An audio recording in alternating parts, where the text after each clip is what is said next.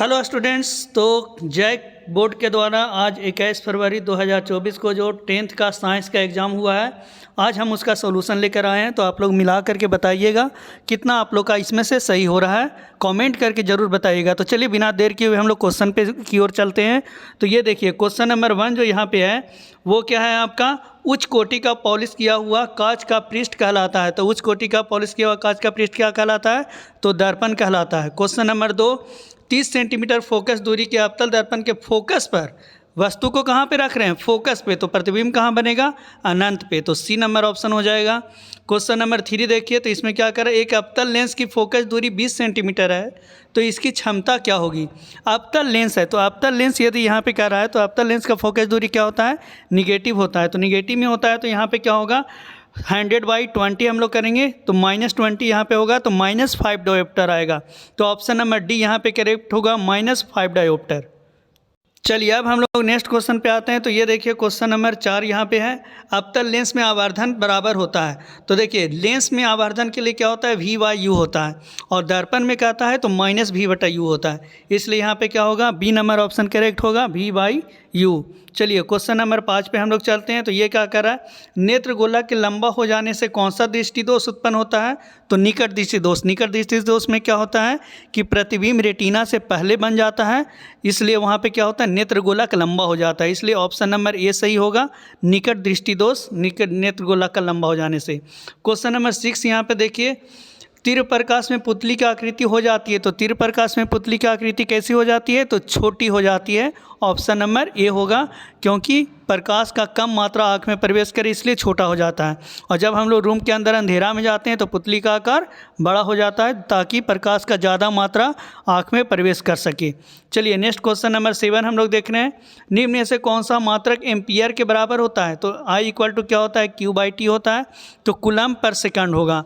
Option number A correct होगा, coulomb पर second. Next question number 8 देखिए, 1 ओम के 10 प्रतिरोध समांतर क्रम में संयोजित होते हैं, तो परिणामी प्रतिरोध क्या होगी। तो समांतर क्रम में कर रहे हैं तो यहाँ पे क्या होगा, तो समांतर क्रम में यहाँ पे क्या हो जाएगा, 1/10 ओम हो जाएगा। तो ऑप्शन नंबर डी यहाँ पे करेक्ट होगा, 1/10 ओम। नेक्स्ट देखिए क्वेश्चन नंबर 9, क्षैतिज सीधी तार में धारा की दिशा पूरब से पश्चिम की ओर, तो तार के ठीक नीचे स्थित बिंदु पर चुंबकीय क्षेत्र की दिशा होगी। तो आप लोग हैंड रूल से कीजिएगा, राइट हैंड रूल से। तो ये क्या होगा, उत्तर से दक्षिण की ओर आएगा, तो ए नंबर यहाँ पे करेक्ट होगा। तो यहाँ पे ए नंबर ऑप्शन करेक्ट होगा, उत्तर से दक्षिण की ओर। नेक्स्ट देखिए यहाँ पे क्या कर रहा है, पृथ्वी पर ऊर्जा का मुख्य स्रोत क्या है। तो पृथ्वी पर ऊर्जा का मुख्य स्रोत सूर्य है, ऑप्शन नंबर डी करेक्ट होगा। क्वेश्चन नंबर 11 देखिए, क्या कर रहा है, Zn + CuSO4 क्या कर रहा है, ZnSO4 + CO किस प्रकार की अभिक्रिया है। तो ये एक तरह का विस्थापन अभिक्रिया है, ऑप्शन नंबर सी यहाँ पे करेक्ट होगा, विस्थापन अभिक्रिया। नेक्स्ट क्वेश्चन नंबर 12 यहाँ पे देखिए, इसमें क्या कर रहा है, चांदी के ऊपर काली परत का चढ़ना उदाहरण है। तो चांदी के ऊपर जो काली परत चढ़ता है वो संक्षारण का उदाहरण है, तो ऑप्शन नंबर ए यहाँ पे करेक्ट होगा। क्वेश्चन नंबर 13 देखिए, अम्ल के जलीय विलयन में निम्न से कौन सा उत्पन्न होता है। तो अम्ल के जलीय विलयन में H+ उत्पन्न होता है, ऑप्शन नंबर बी यहाँ पे करेक्ट होगा, 13 का बी होगा। नेक्स्ट क्वेश्चन नंबर 14 देखिए, इसमें क्या कर रहा है, विरंजक चूर्ण का रासायनिक सूत्र है। तो विरंजक चूर्ण का रासायनिक सूत्र होता है CaOCl2, तो यहाँ पर ऑप्शन नंबर सी करेक्ट होगा, CaOCl2। क्वेश्चन नंबर 15 देखिए, निम्न में से कौन सी धातु सर्वाधिक तन है। तो सर्वाधिक तन कौन सी धातु होती है, तो सोना यहाँ पे क्या होगा, सर्वाधिक तन होगा, तो ऑप्शन नंबर ए यहाँ पे करेक्ट होगा, सोना। क्वेश्चन नंबर 16 यहाँ पे देखते हैं हम लोग, तो ये धातु की क्रियाशीलता का सही क्रम क्या है। देखिए धातु की क्रियाशीलता का एक सीरीज होता है, उस सीरीज को आप लोग को याद रखना पड़ेगा।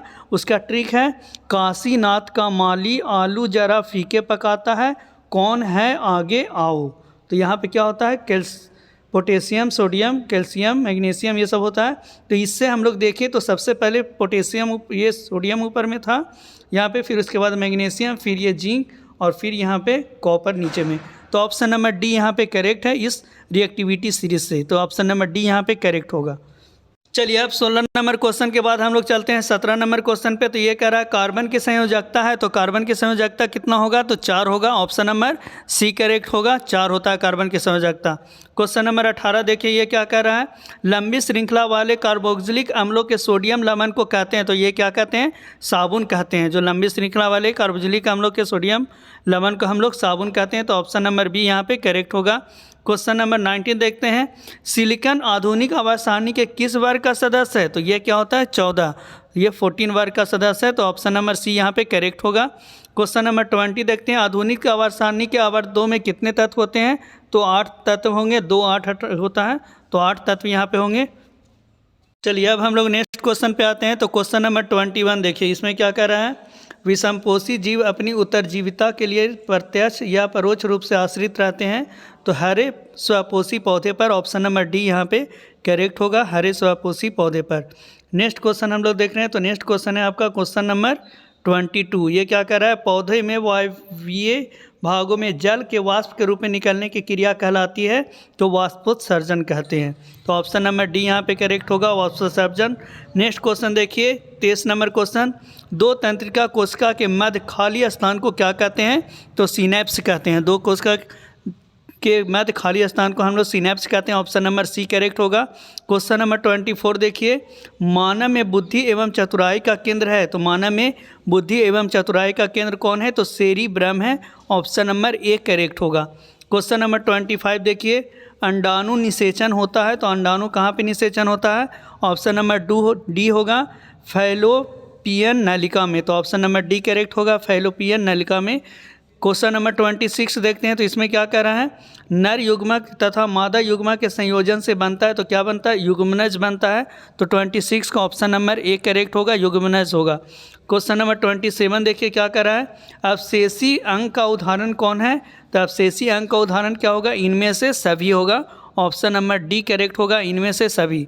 क्वेश्चन नंबर 28, किसी जीव के विशेषक का किसका प्रभाव पड़ता है, तो इसमें माता और पिता दोनों के डीएनए का प्रभाव पड़ता है, तो ऑप्शन नंबर सी करेक्ट होगा, ए और बी दोनों, ऑप्शन नंबर सी होगा।